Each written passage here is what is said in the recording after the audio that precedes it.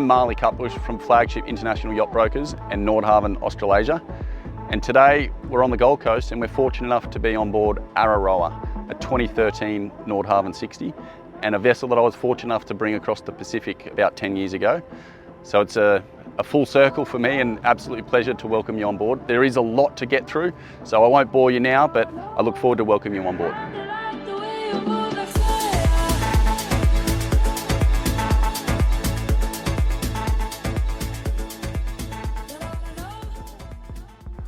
One of the cool features about Nordhavn's is the quality and the craftsmanship in these saloons of all the timber work. So here we've got a vertical grain cherry wood throughout.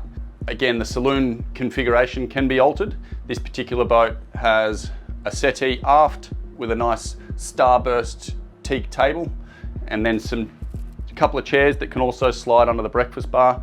On the starboard side, we've got two nice recliner chairs with footstools, as well as plenty of storage. And on the port side, behind the settee, is a pop-up TV. And then forward of that, we've got this really nice granite bench top, which wraps around and continues on into the galley. And then under that, some nice AV storage and extra cupboards.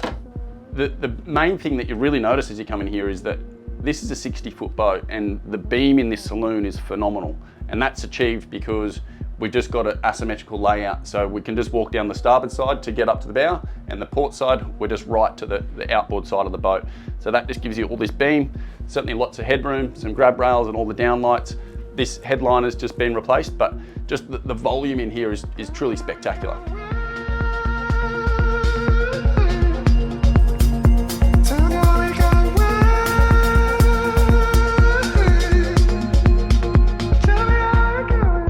So forward of the saloon, just down a couple of shallow steps, you access the galley. So we've got a nice big opening here, which sort of joins the saloon and the galley. We've got granite top bench, two sinks, and then moving all the way around, this is a Miele induction cooktop with a 4-burner. There's a range hood as well as a nice big opening window. So when you are cooking, you can open that up and let all the cooking juices and smoke flow out. Overhead, we've got plenty of storage, which is accessed from both sides. And then forward, we've got a dishwasher, plenty of bench space, again, plenty of storage, a sub-zeroed fridge and 2 drawer freezers. And then over this side, we've got a trash compactor, plenty of storage and a set of drawers. So this is really a domestic proportion galley, which is perfect when you're doing some liverboard and long distance cruising. It becomes the sort of heart of the vessel, connected to the saloon, connected up to the bridge, and then forward you've got your accommodation centres.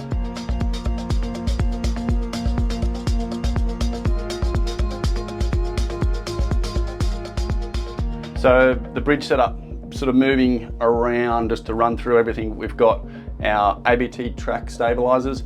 So the vessel's fitted with hydraulic stabiliser fins, which we just ran offshore. There wasn't a lot of swell, but you certainly notice when they're not operating. Below that, we've got our water maker remote. It's a Village Marine water maker. We've also got here our wing engine controls.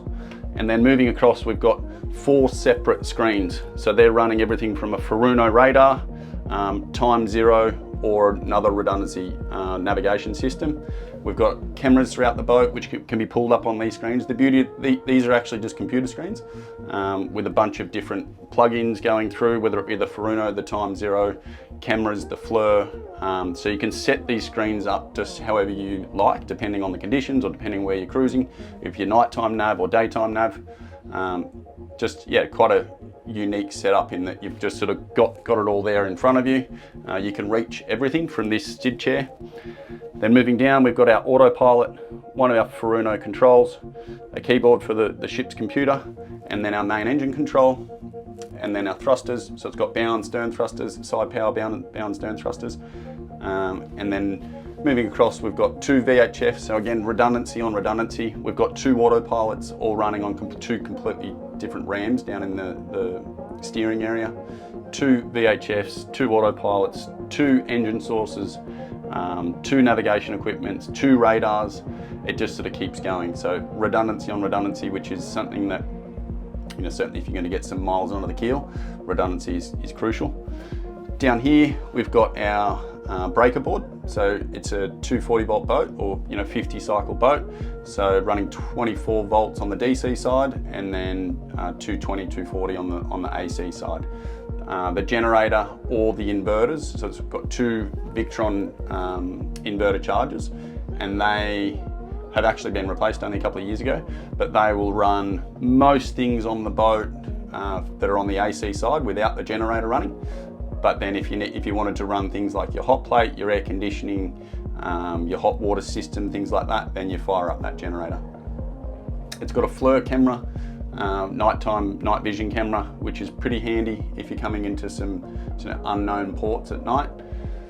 And then running across the top, we've got our black and grey pump out on the port side, a water tank gauge, a bilge pump counter, which is quite handy, your generator starts and gauges, your main engine starting gauges, your wing engine starting gauges, some tri-data, Furuno tri-data screens, and then your wiper controls. And this has actually got a really nice, all the headliners have been replaced, but they've kept it black in here. So with a forward rake windscreen blacked out up the top and blacked out behind the dash, you're gonna have really, really good nighttime navigation. So aft of the helm position, you've got a really nice settee. This has got the teak starburst finish on the table here. Just a nice spot for friends and family to hang out with you while you're at the helm. And then also if you wanted to do some work on your laptop or watch a movie or whatever it may be, just another space that people can get away. And then behind us again, we've got what could be called the day head, and then through to the captain's cabin, which is a double bed, quite comfortable actually, and then a couple of clear windows that then look forward. So if you were on watch, someone could be sleeping up there just as a second watch and keep an eye out should something go wrong.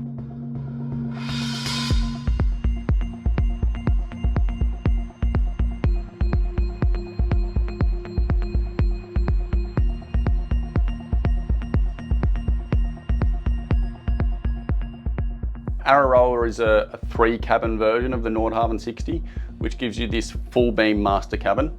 We've got upgraded enlarged portholes, a king size island bed, storage either side, a nice wardrobe cabinet with a mirror and some downlights, a hanging wardrobe, and then straight through here is the full size master ensuite. So the master ensuite is quite spectacular. We've got, again, the granite bench tops as well as granite floor tiles, a huge oversized shower with 2 shower heads and its own porthole, so you can get ventilation but also just a nice view to sit down and relax and take in the sights while having a hot shower. We've got a vacuum flush toilet, Tecmo toilet, as well as plenty of lighting, plenty of storage, and a lot of privacy.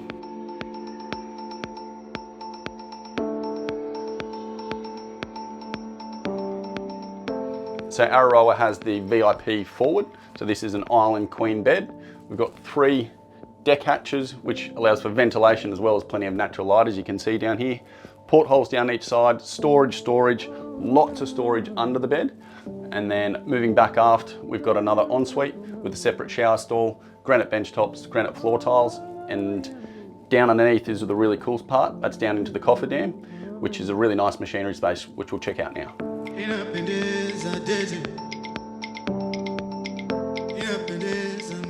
So this is one of the hidden gems of the Nordhavn. There's a huge amount of space down here. Nearly full standing headroom. Up forward, we've got access to our bow thruster, as well as storage either side, some spares boxes, another storage area on the port side here. And then moving back aft, we've got our freshwater manifold, 2 freshwater pumps, a hot water system, and an array of other little pumps and outlets, but just a really useful storage area. More often than not, when you're doing some long distance cruising, storage is key. So to be able to pack your spares down here, organize everything really nice and neat, it's a really valuable space. So access to the engine room off the galley, down these stairs. And we're first greeted by this really cool machinery space. So we've got some stainless sort of workbench set up. Under here we've got a nice chest freezer. And then we've got a dryer on one side, a washer on the other. Storage, a bit of a tool cabinet, and then behind there is access to the port side hydraulic stabiliser fin. And then under the stairs is the access to the starboard side one. And then moving aft, we go into the engine room. So we've got a nice watertight door.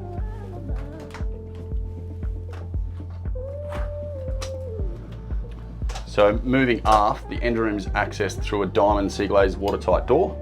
The first impression of the engine room is clinical. Boasting 5'7" of headroom at the entrance, the access through the machinery space is phenomenal. Everything's laid out neatly and accessed easily. It's like a well-organised workshop with sight gauges, a dry exhaust system and top-notch insulation. Every detail is designed for efficiency and safety. The unique feature of the Nordhavn is easy access, well-designed and perfectly labelled systems in the engine room. Ara Roa is powered by a single 340 horsepower John Deere 6081 engine, perfect for long distance cruising and efficiency. The engine is a dry exhaust running up through the top on an on-deck stack, so there's no salt water running through the engine. Cooling is provided by a Cool Cooler, which reduces the hull protrusions and salt water cooling system maintenance. Exhaust supports are mounted to isolation mounts and the entire exhaust system is wrapped in custom insulation blankets. On the starboard side is a 65 horsepower Lugger diesel wing engine with a separate shaft driven by a V-drive transmission, turning a Gory collapsible propeller, so it's independent from the main shaft, electrical and controls, thus completely redundant.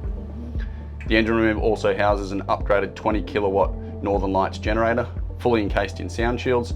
This generator is so quiet and vibration free, you have to stop and concentrate to detect it running while in the saloon and guest areas.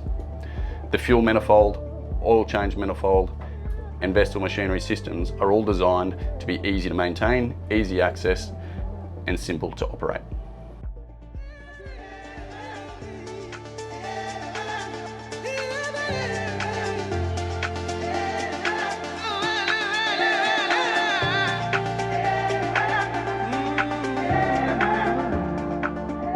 So here we are up on the flybridge of the Nordhavn 60. It's a pretty good vantage point up here. The beauty of being up so high is you can sort of spot coral reefs or coral heads, as well as just get some fresh air. We're under a hardtop, which was an option, but certainly a nice addition. A couple of optioned STID helm chairs, so pretty comfortable cruising up here. We've got, you know, all the electronics that you need. So we've got a nice Furuno screen, your autopilot, your throttles, your bow and stern thrusters, a chain counter, and then controls for your ABT TRAC fins, and then obviously just your basic engine controls. And then behind us here is a nice settee, so you could easily have, you know, 5, 8 people up here just relaxing and taking in the sights as you're cruising along. And then certainly, you know, coming in and navigating through marinas and things like that, it's really nice to be up here. And then once you get down to park, you jump down to that wing station on the starboard side. So here we are on the boat deck. So this has been extended, which was an option on the Nordhavn 60, which means you can get a much larger tender up here, as well as offering cover down below in the cockpit. So this, we've got a weapon Swift center console. It's got a 60 Yamaha on the back, as well as a tow cable. It's got its own nav screen. It's a really, really cool bit of kit. On the starboard side is our steelhead ES 1500 davit, which will lift this and plonk it over that starboard side. Access down to the cockpit is through that stairway, and then on the port side we've got access back to the Portuguese bridge. So port and starboard of the bridge is these beautiful watertight doors. You can have them split, so if you wanted just some cross ventilation but didn't want a bit of spray, or if you wanted to keep pets or kids inside, you could certainly just open the tops and get a bit of cross ventilation. And this gives us access to the outside of the boat. So moving forward, we're going to go straight through, and this gets us to our Portuguese bridge. Sort of what makes a trawler really a trawler is this Portuguese bridge. It means that access up to the bow is protected. If you're getting, you know, green water over the bow, it just sort of pushes it all off the side, and this stays nice and dry.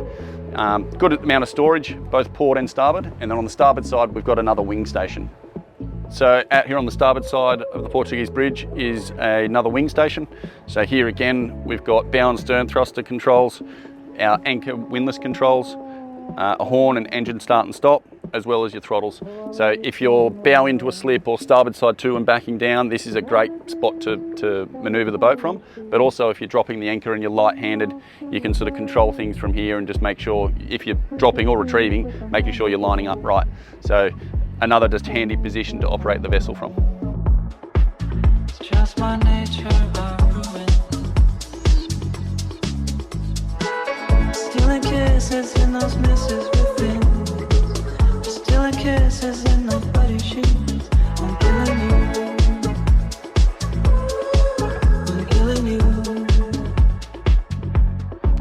forward of the Portuguese bridge, we're up on the bow. We've got 3 deck hatches which ventilate as well as provide some natural light into the VIP cabin. But interestingly, on the starboard side here, we've got another shore power input. So if you happen to be bow into a berth, you can run your shore power forward, or there's also some connections at the stern. We've got a couple of big cleats, and then right at the bow, we've got our upgraded Maxwell 4000 windlass, as well as a 110 kilo Rocknet anchor.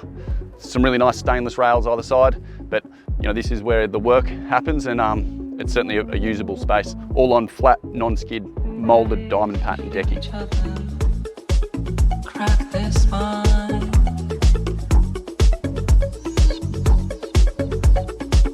It's gonna break, cave in on itself. So this cockpit space really sort of makes the Nordhavn 60. They're all a little bit different, but this particular boat has a nice forward-facing settee. We've got the extended boat deck, which also allows for extended cover under here. So this is the aft docking station on the starboard side of the cockpit. Pretty handy for backing down on a slip. You've got your throttle controls, windlass controls, engine start and stop, a horn, as well as access to your thrusters. And just here is your lazarette access hatch lift. Moving forward, center, we've got a nice access hatch that's on an electric lift down into the lazarette area. So here we are down in the lazarette. Really cool space, and certainly pretty vital for the amount of equipment that's in here, as well as the amount of spot for storage.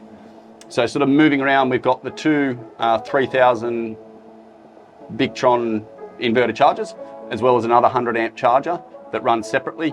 So if you were to be at a dock that you just needed to charge off a different shore power configuration, you could run that charger and then invert off your inverter chargers.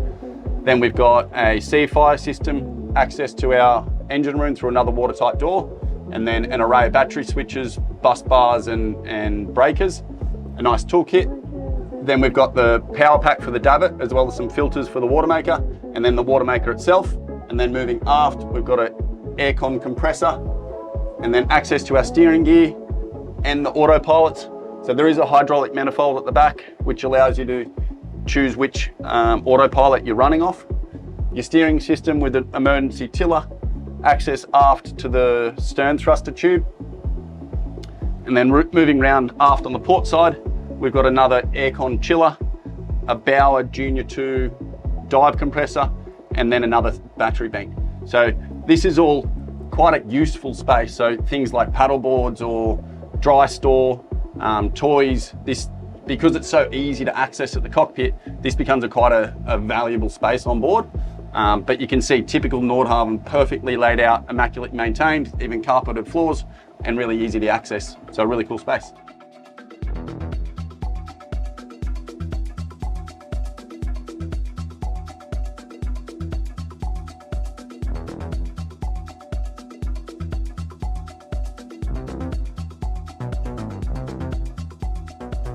So Ara Roa was actually commissioned by an Australian owner before, and then delivered into Dana Point before heading up to Canada and then up to Alaska and then back down the Baja Peninsula to a place called Cabo San Lucas, which is absolutely stunning.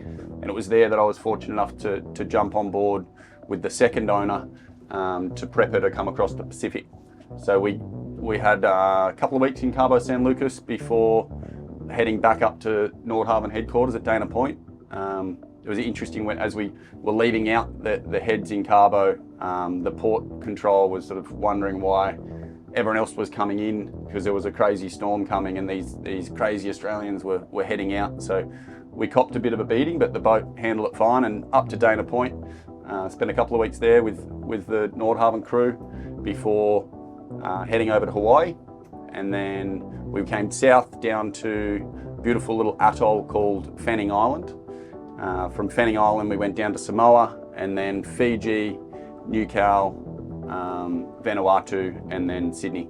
So I've certainly had some miles under the keel sat in this seat. So it's quite ironic to be back and on board, and it's a testament to every owner. I mean, we're up to the 4th owner now, and the boat presents as good as she did that 10 or 12 years ago when we did that trip. So certainly a pretty spectacular boat, and a lot of fun to be back here up in the helm. So one of the unique features about a Nordhavn is that they are all customised. So whilst the hulls are much the same, every boat has its little intricacies and differences. So Ara Roa was optioned with this extended swim step. So that makes a massive difference for just this waterfront playground. If you're diving or pulling up the tender or hanging out fishing, just this extra bit of 450 mil makes a big difference. Moving across, a nice barbecue that's plumbed in. This is a gigantic swim ladder. So that deploys right down in the water for easy ingress and access. A hot and cold shower here. We've got a teak capping rail, and then moving forward to the starboard side, we've got a beautiful pantograph door that then lets us into the cockpit area. Thanks for taking the time to have a look through this absolutely beautiful Nordhavn 60 Ara Roa. Bit of a rarity on the Asia Pacific market in that she's a 50 cycle boat. She's relatively young and she's immaculately presented, loaded with options and been meticulously maintained by all of her owners. She's certainly a blue water capable and proven vessel. My name's Marley Cutbush from Flagship International and Nordhavn, Australasia, and I look forward to welcoming you on board.